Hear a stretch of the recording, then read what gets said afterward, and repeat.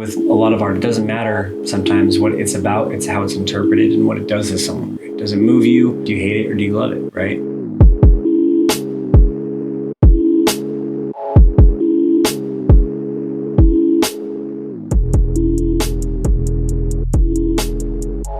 My name is Patrick Hofmeister. I'm a surrealist and I paint. I'm from San Jose, California, born and raised. I started in graffiti, dabbling. I wouldn't say I was a graph head or anything like that. I just really liked graph and it was something that was easy to get into, right? And then there was a turning point where I was really struggling with the medium acrylics, and I stumbled across Mark Ryden's work and Todd Short, and I was just like, oh, dude, I really want to paint like these guys, right? I want to be these guys, and I sat down and I decided that this painting I was going to work on, it was the first surrealist painting that I really pushed for detail. The mural I'm currently working on was part of a competition. I did a presentation to City Hall with a panel of 7 judges, and Local Color asked me to be the artist to go up against the other 2 groups.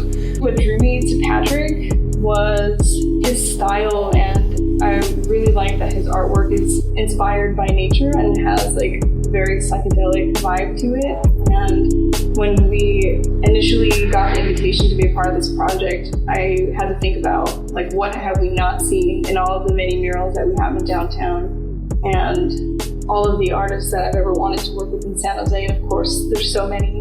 And so it definitely was a challenge to narrow it down to one person. We ended up winning with our presentation. The whole idea behind the piece is about acknowledging the migrant workers that come in and have worked in the fields. So there's a giant honeybee on the piece. And the honeybee is not native to the United States. It was brought from Germany in the 1600s to New York, and then in 1853, they were brought to California to help pollinate the orchards that were around here. So the honeybee represents the immigrants that come over here and work their asses off. And then the blossoms on the mural are from the apple orchards. And the vines that I chose to do in gold are the growth of San Jose. This is the biggest mural I've done to date. It's really cool to be on a lift. I've never been on a lift like this, a cherry picker to do something. And I wasn't nervous about this at all because I'm confident in what I can do. So the 3rd Street Parking Garage mural goes over 3 faces of a wall. It's 6 stories high and covers about 3,500 square feet. This is definitely the biggest project we've ever worked on. The tallest project, square feet, the surface of the wall is the most intricate and difficult that we've ever worked with. The wall is very textured and it's corrugated, so it's definitely a new experience for us. The whole piece is going to be done in spray paint because of the corrugated wall. Needed to get something that was going to get in those little areas, and so I chose to go with spray paint for this particular piece just because it's massive. I have a really short timeline, and you need to get paint in places that a brush just would be awful to use. It's challenging. I haven't necessarily used spray paint as much as I'd like to before, so I'm just playing around. I just never worked on anything this scale before. Also, that was corrugated, so I wasn't really sure how much paint it was going to eat. You know, you have to get in all these cracks, you have to go over things a lot. There's a lot of different techniques when it comes to spray painting, depending on the caps that you use, the spray paint that you're using. We're using Montana 94, which is a high quality spray paint with a lot of pigment.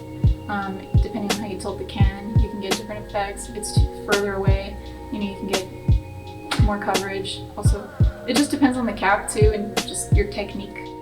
There's a lot that goes into painting.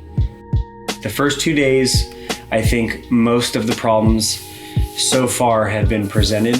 When I went to lay in my grid for the wall, we couldn't get the lift in at the right angle, and the arm was so long that it was overshooting part of the wall because of where the lift had to be.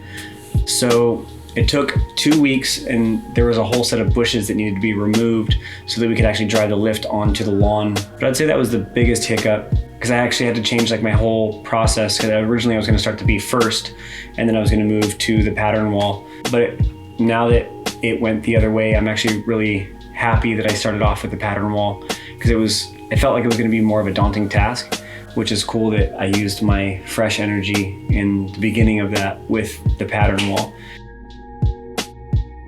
When you really kind of stretch yourself, that really invokes a sense of inspiration and drive in people. It gets people thinking differently, whether or not they understand what the mural is about, right?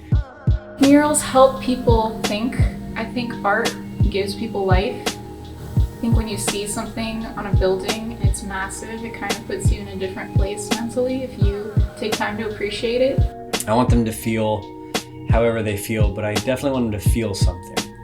I don't care if it's negative or positive, but I want it to be a strong reaction, I mean, I know when I'm painting it, that's what I'm looking for when I paint my work, is I want to feel impacted by what I do. Like, I want to be surprised that I did that, And if I feel like I can do that, where I'm surprising myself about something that I did, then I have more of a chance of surprising somebody else in hopefully a positive way,